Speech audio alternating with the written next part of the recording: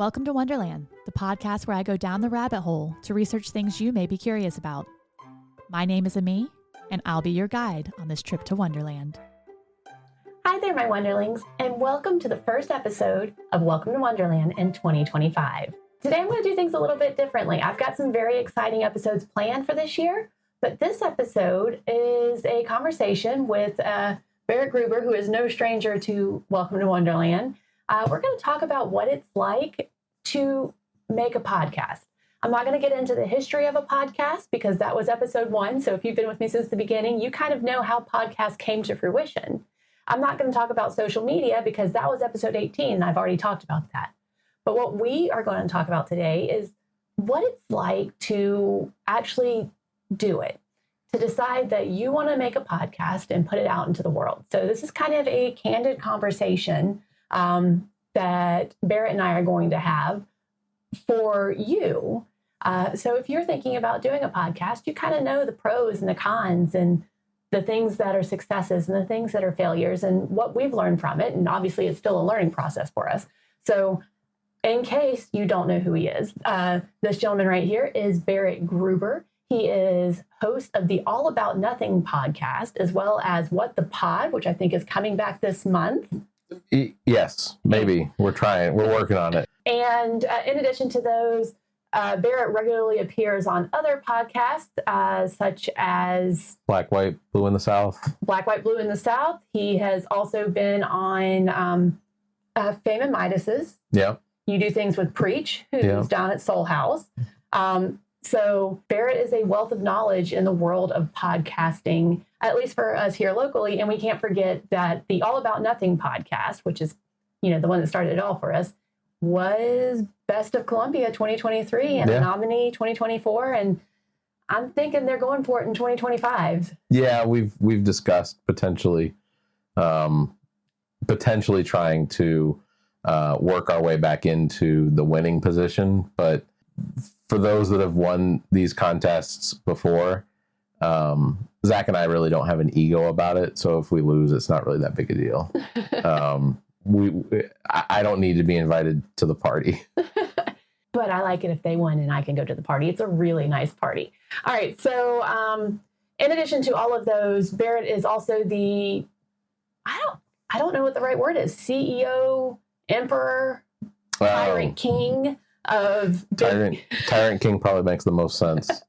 Founder, I don't know. So he is the head of Big Media, which is the umbrella that Welcome to Wonderland goes up under, as well as All About Nothing, or the All About Nothing podcast, What the Pod, and Black, White, and Blue in the South. Those are all Big Media products. So he's my expert for today.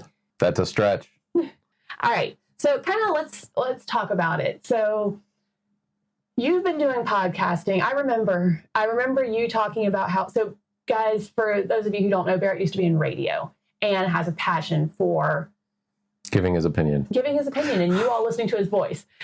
So back when Barrett first started the company that we both used to work at, he was always talking about being on radio and stuff. And I remember talking to you about, why don't you do a podcast? Because he had all these opinions that he wanted to get out there, but maybe the office wasn't the right place for it. Yeah. And so you started the All About Nothing podcast. And so how did it start for you? Like, did you have the idea first? Did you have the name first? Like, I definitely didn't have the name first. There was actually another podcast I found after the fact that had the All About Nothing as the name of their show. And I thought, well, I didn't see that at first. I think I was going to call it like Barrett's blog, or I had gone through, I think, several different names that none of them really stuck. And I really felt like it wasn't a show that was specifically about anything. So calling it the All About Nothing sort of allowed for growth, or not to be pigeonholed into any specific genre or subject. There are lots of programs out there that I listen to. Dear Old Dads is a program that's specifically about three guys that are fathers that come together and talk about stories from them growing up or them being fathers. and just the difference in what life is like as a father versus what life could have potentially been like, or what they thought it was going to be like. I listen to programs that are role-playing Dungeons and Dragons that are very entertaining because of the amount of work that goes into being a dungeon master, as well as how much it goes into being a character under that dungeon master's story. All of that, like, were those podcasts you were listening to when you decided to do your own, or those are all ones that as you were kind of honing in on your own thought process that you started branching out and listening to these other podcasts? I don't think I listened to a whole lot of podcasts when I started the All About Nothing. I think maybe I was listening to The Dollop. I think I listened to Pod Save America. So like political, or Dollop is a very in-depth story about a specific thing that happened in history or a person. And so I may have been listening to those at that time, but I don't think that I had really, I don't think that I had pigeonholed myself into any specifics. I think it was, I listened to some when I was on the radio in Winder. I had my own morning show, but one of the things that was my responsibility was a community forum program where we interviewed leaders and politicians and whatnot from the Winder area, the Barrett County area of Georgia. So I did that as an interview program, but even then, I think I was doing it kind of the same way we do the All About Nothing, which is trying to take something that would potentially be interesting or important and put a little bit of a humorous spin on it, so that we stay engaged and listeners. And it wasn't always a we, though, right? No. So the first many episodes were just you. Yeah. Anything under like 60 is probably any episodes earlier than 60 are probably just me. I think I had a few guests from time to time, friends that I worked with that I thought had opinions that they would like to also express. So I would basically record on my computer and put a phone next to the microphone so that you could hear whoever it was that was a guest. That eventually moved up a little bit better. And we'll talk about some of the equipment that goes into that. But yeah, so it, as things progressed and I learned more, then I learned more about how to properly pull guests into shows and things like that. So, and I listened to, I'm going to take credit for it. You have a podcast because I was like, you should get a podcast. So I'm going to take credit for it. That is a fact.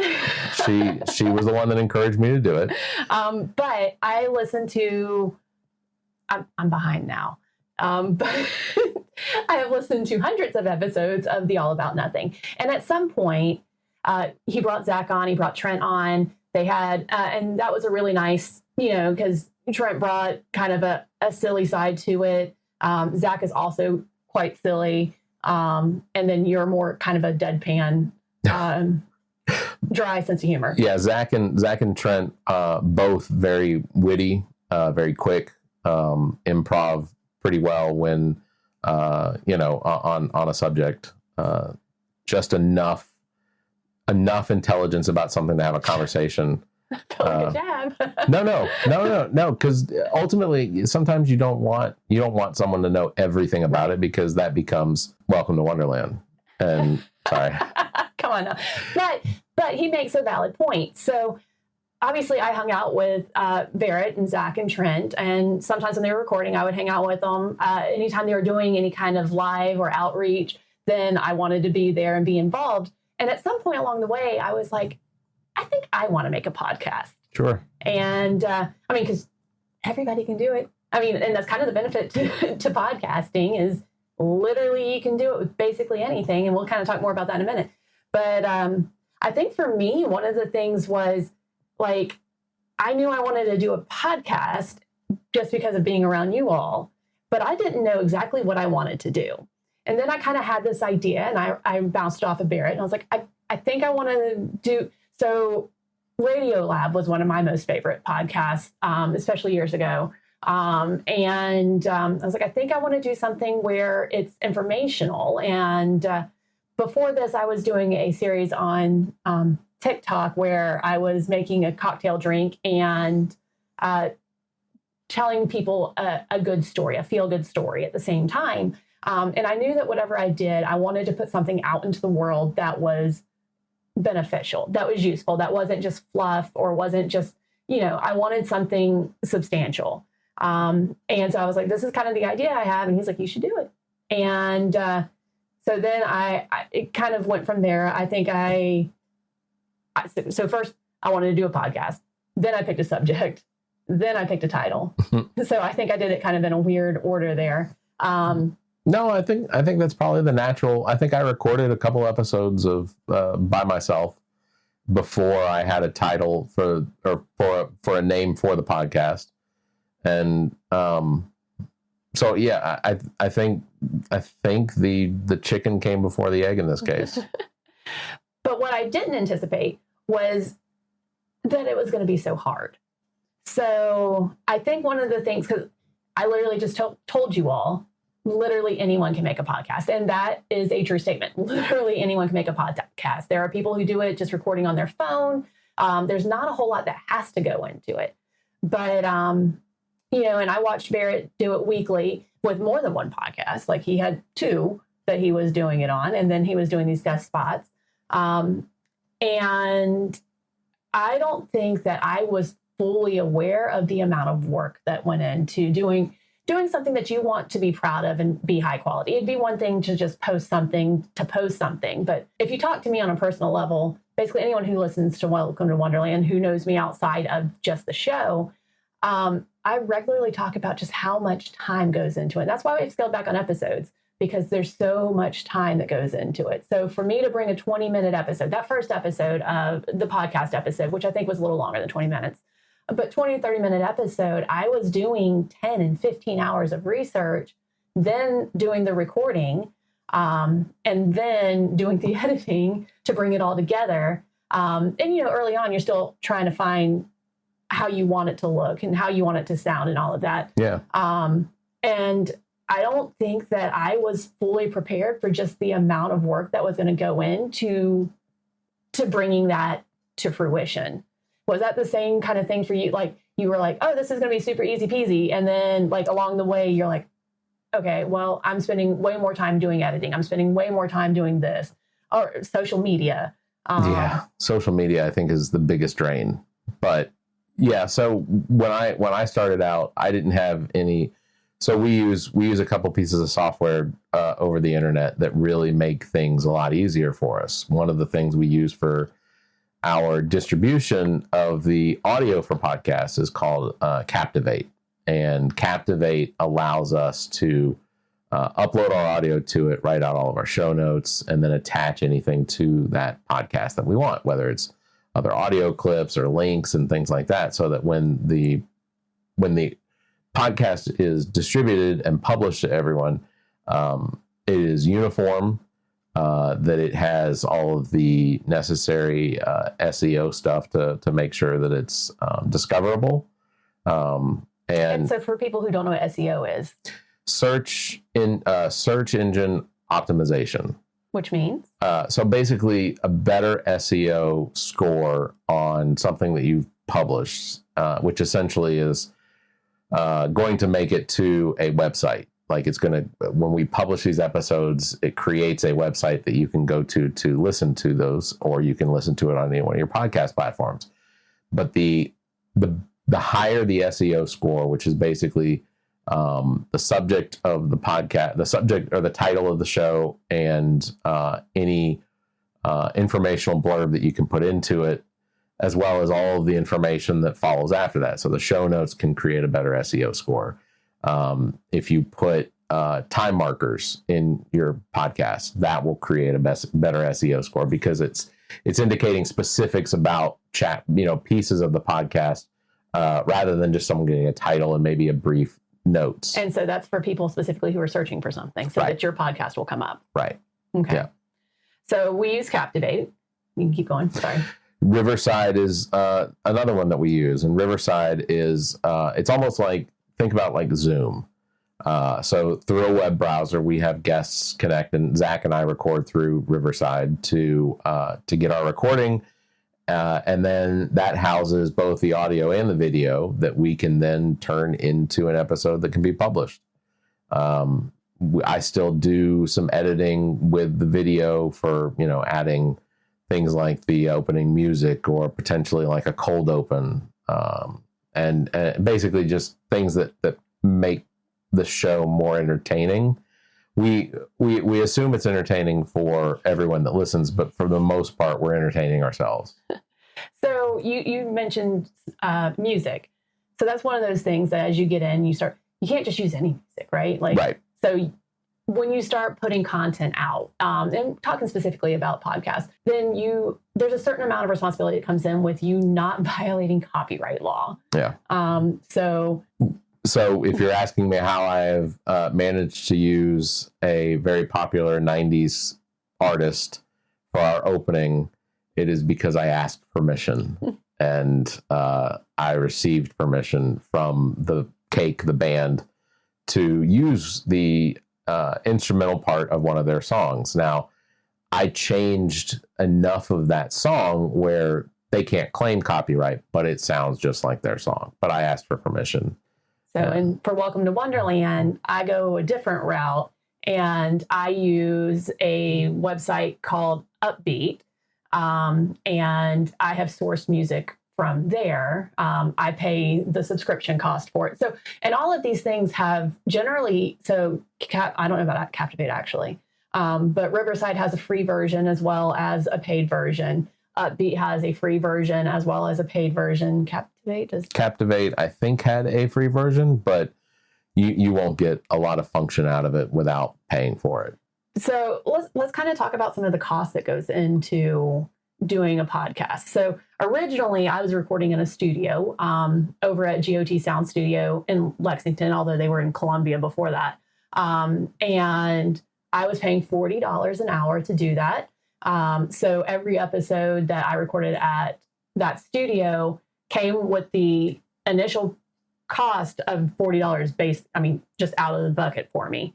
And you also recorded there, so y'all had that. Yeah. Eventually, I'll be honest, Barrett got good equipment. So we didn't have to record in the studio necessarily. Although if you are in the Columbia area and you're looking to record a podcast, Neek is fantastic. That studio is so clean. They've got good quality equipment in there. And truly, I think it's $60 an hour, right? I think so. Yeah, $60 an hour. But it's still, it's a phenomenal place to record. So if you're in the area, definitely look them up. But if you're looking to do it at home, which is kind of the route that we are, I joke all the time in my outro that I'm in the Welcome to Wonderland recording closet because I literally record in a closet when I'm at home. But so cost you're talking about, so the subscription software, Captivate's I think $180 a year. Okay. For what we use it for, or for the level that we have, and that I'm estimating, I think it's 180. But essentially, what that does is that gives us more than like 300,000 potential downloads in a year.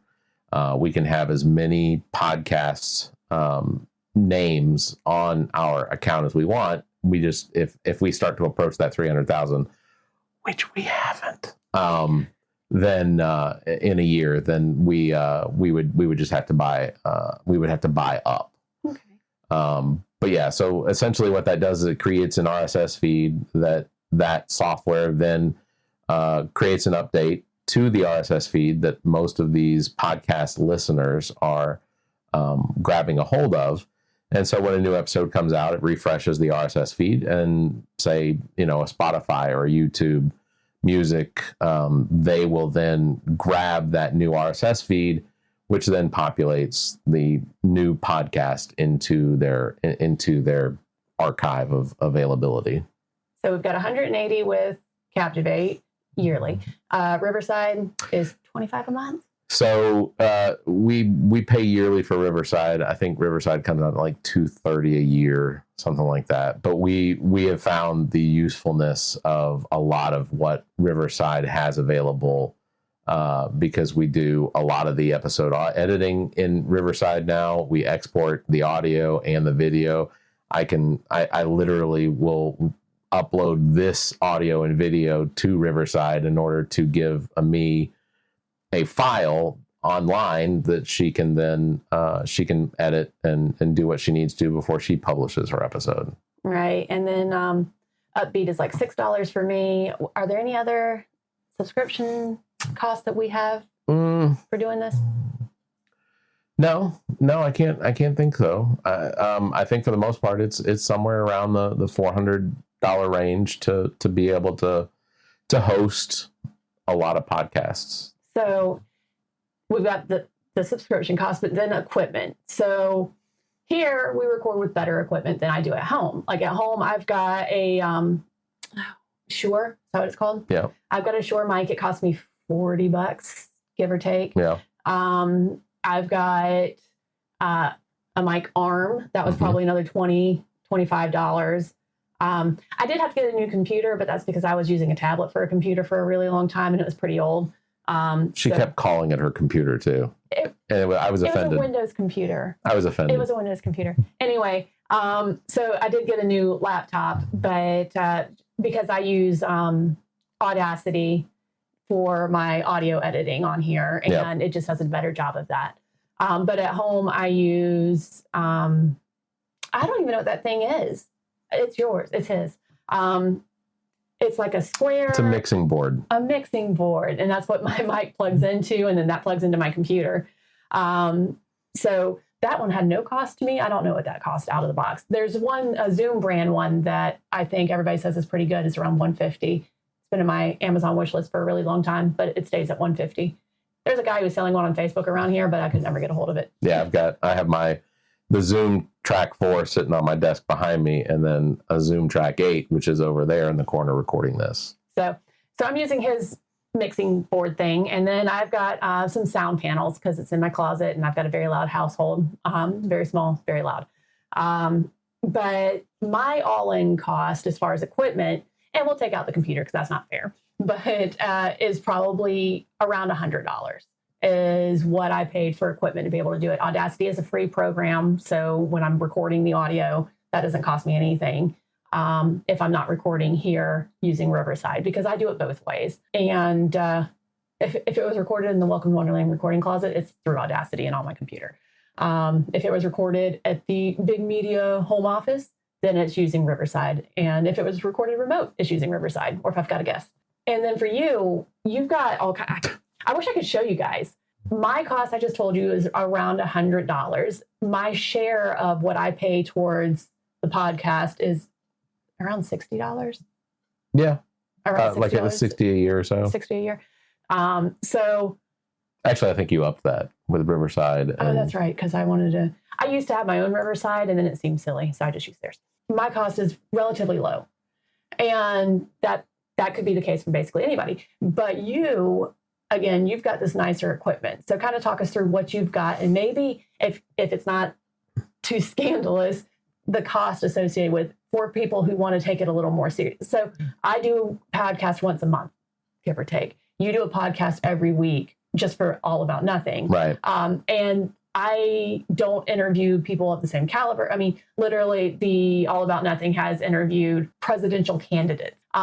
So you have, but it's different, So the equipment that they use is more professional. So what kinds of things have you bought and used, and kind of what's that cost to do a more legitimate, more professional setup? Well, so I'll start out with initially what you need is something to record on and something to record with. So to record on, you need a computer, or you need some sort of a device that will record the audio that's being recorded. Mostly a recording device to record with, which would be the microphone. You want a microphone, and it really just depends on what sort of sound you want, but you probably want a microphone that has a decent noise gate so that it cuts out clock ticking or say a fan running or something like that. Once you decide on how you want it to sound, then you can decide on how much money you want to invest into a microphone. The microphone that Ami records in her closet is the same microphone that I use for like remotes. Like if we go somewhere to record, we would set up microphones to record with. Each one of those, and I have 5, each one of those costs about $40. So you're looking at $200 in microphones. They come with cords, so I don't have to worry about getting cords for those. Since then, for remotes, we have moved over to lapel microphones. Those are those, yeah. They don't have the same quality that microphones like the Shure have. But for the most part, I think that they do pretty well. They pick up a lot of the low end modulation as well as the high end modulation, and they work very well for what we're using them for. So was it a trial and error for you? Yeah. I mean, so you've tried different things out and you're like, okay, I like this. I don't like this. Yeah. So one of the things that we also do is every Tuesday and Thursday, we do a little morning show on our YouTube channels that is myself and Bill Kimler, who is one of the hosts of Black, White, and Blue in the South. But we get on and we'll talk about different news subjects, or we'll talk about things that are going on that day or went on since the last time we talked. So we have conversations about things, and it goes on for about 20 minutes, and it adds more content to the library that helps drive the algorithm. So let's talk about the algorithm then. That one's tough. So you have this dream that you're going to make a podcast, and part of it you're doing for yourself. I mean, in any situation, you're like, I want to do this because I want to do this. Well, let me ask you, what percentage of the work you do is for yourself, and how much of it is for engagement with others for you? 80-20. Mine is, so she means 80%. She wants approval. No. 80% is me. 80% is for you. Oh, okay. Interesting. I would have thought that number would have been a lot higher. I would have thought you were looking for the fame and fortune. Oh, mine is probably 95% just to entertain me. And I have recorded it and put it out there, and if it's entertaining for others, then they stick around. If it isn't, then they move along. They can move right the heck along. I'm a G-rated podcast. Let's not forget. Heck. All right. So, and that's kind of one of the things. So I told you guys earlier that when I make a podcast, I literally, and some of them, I think the most that I wish I could remember. I probably have 30 hours in an episode. That is, so if your next question is asking me how much time I put into preparing for an episode, it's not. Yeah, there's very little preparation. I will, if we're having a guest, then I will research who that guest is. No, what I was going to say is I may put 30 hours into a 20-minute episode, and there are some episodes that I have put a lot of time into, or I'm really proud of. The radio episode, I think, is one of my best episodes. Y'all don't listen to it. Like, I do not get it. So there are times that, like, you know, I'll put a lot of effort into an episode, and then I'll have 30 listens, you know? Sure. And, like, I'm going, wow, I just put a lot of work. And so for me, it can't be more than, like, 80-20, because, that, you know, I think in those instances, and that can be really disheartening. So when you put that much time into an episode, sure, and then it doesn't have, and that's why, so it's not 95-5 for me, it's 80-20. Like, that 20% I do want, but then you've got people who come up and they're like, hey, I learned, like, I had no idea, you know, like, they'll come and talk to me about it. And that part is like, okay, well, maybe it's not just for me. Maybe there are people out here who are enjoying what I'm bringing out, even if it's not the masses who are listening to it. But All About Nothing is kind of a different realm than that, because your viewership and your listenership is not, it's not so niche. Like, so I've got this very small listenership. It grows. There's some episodes that do really well. People like Halloween, all of the Halloween episodes. It helps when your guests promote that they were on the show as well.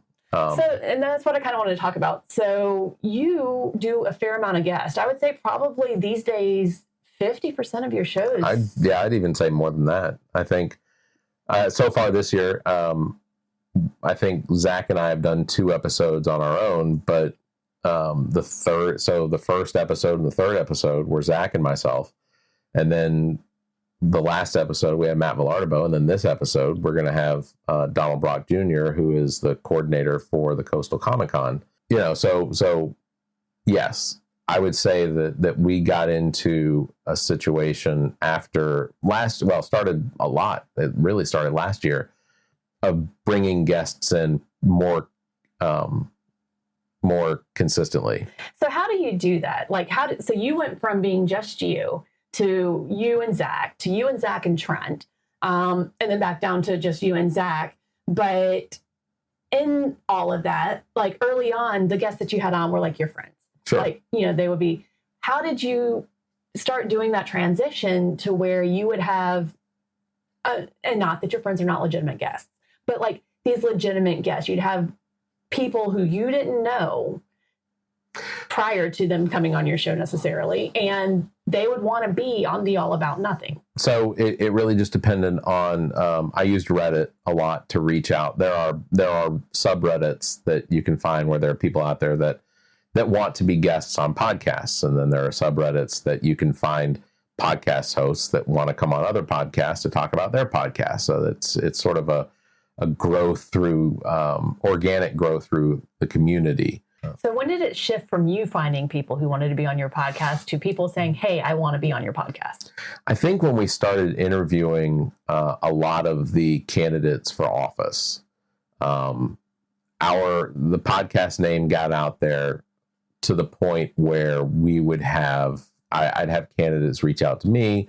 I'd have campaign managers reach out and say that they wanted to get their candidate on the show. For a lot of people, this is the first time they'd ever been on a podcast or been on anything. This is their first time running for office.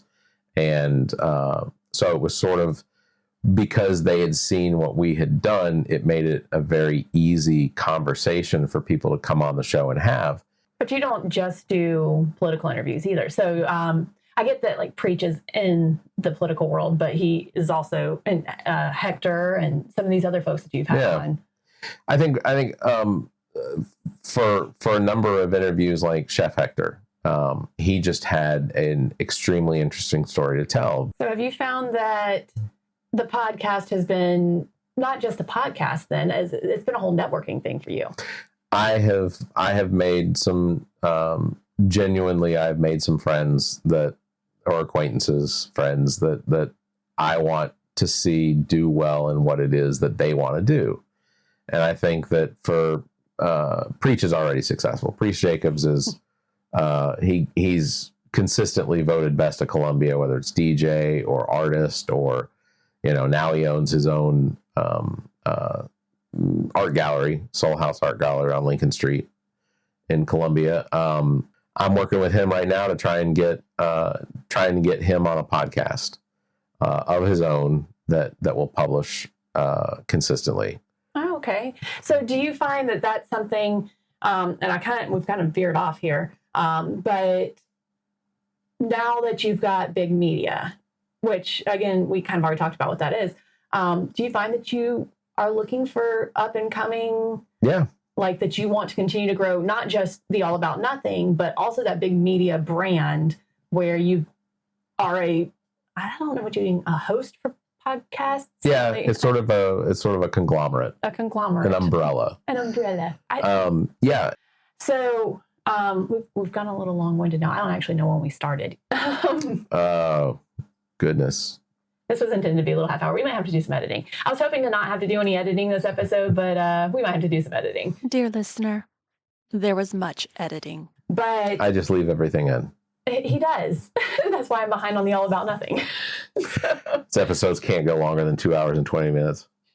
I think our longest episode in the last year has maybe been like 2 hours, but we published that in 2 blocks.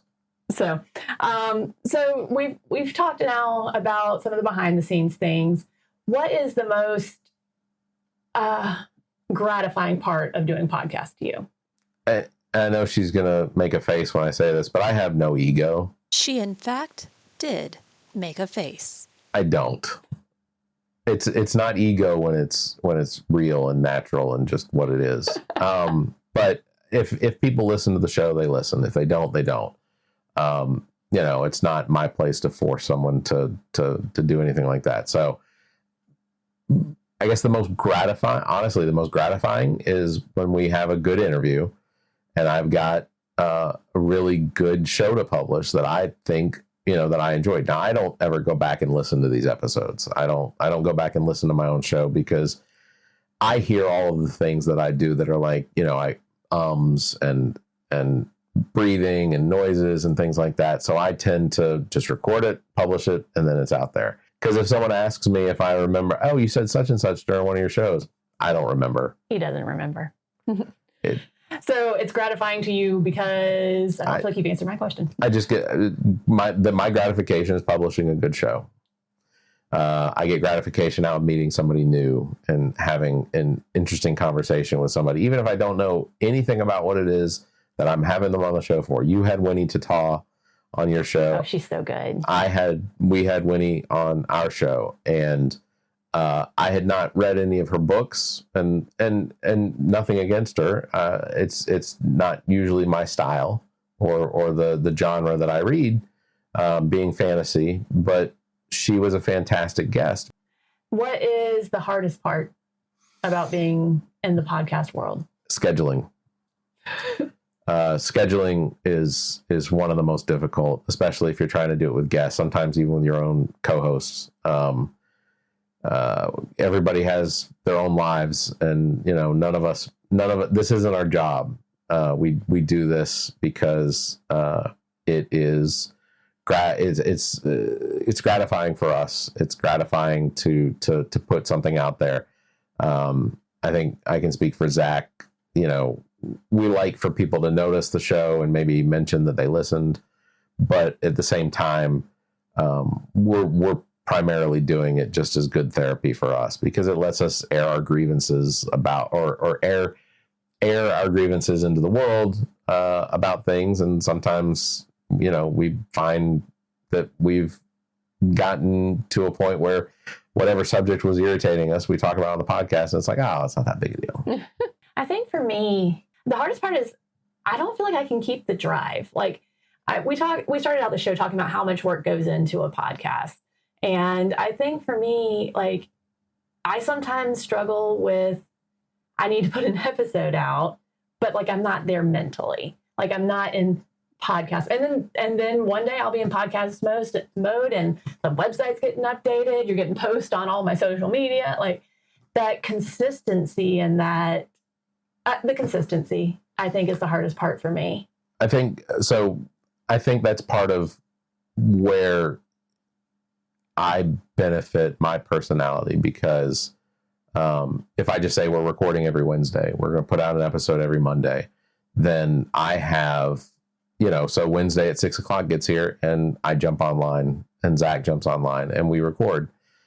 If we have guests, when I say scheduling, it's the scheduling with guests. That sometimes becomes more difficult because, whatever it is that we might be talking to them about might actually be their life. That it might actually be what they do on a daily basis. That's what it brings in the money for them.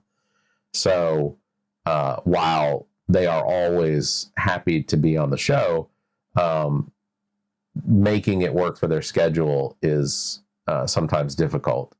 So I think, it makes it doing it online, doing it remotely means that we can interview almost anybody in the world.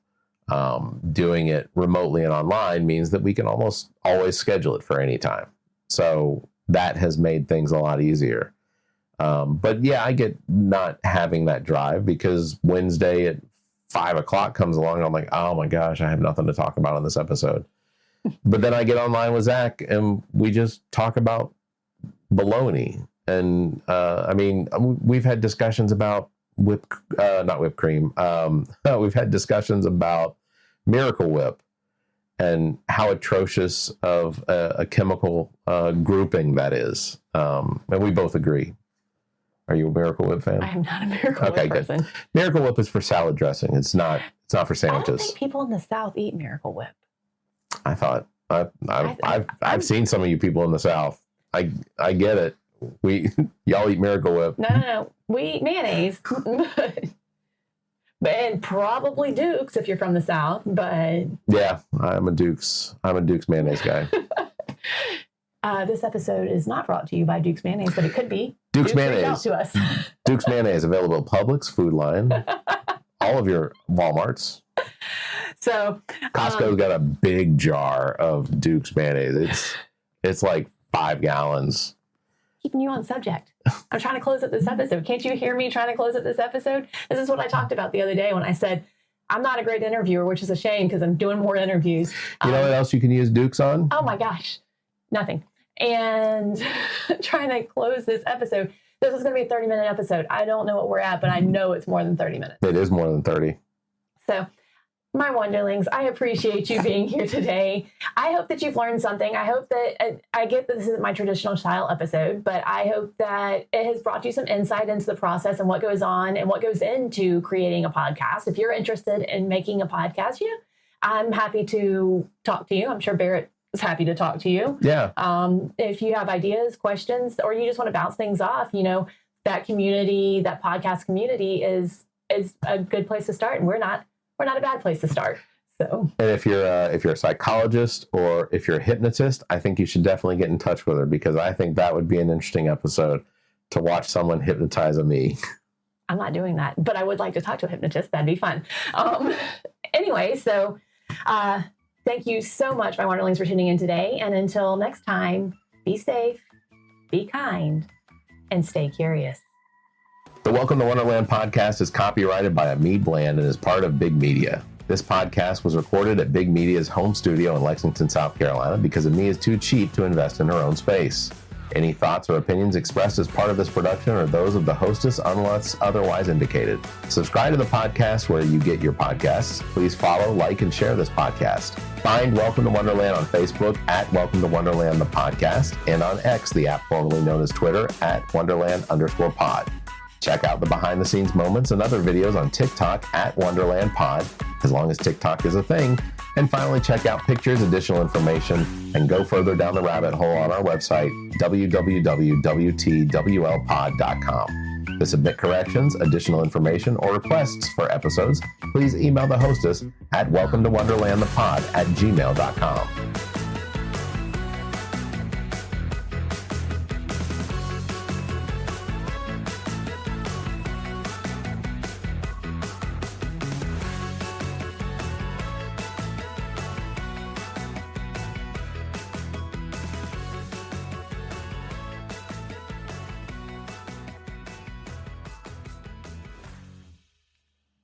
Oh my God, that felt so long. Well, only an hour and 3 minutes. I told you there was a lot of editing. Oh, can we do it one more time? Shut up. The preceding podcast is a product of Big Media and copyright 2025, all rights reserved.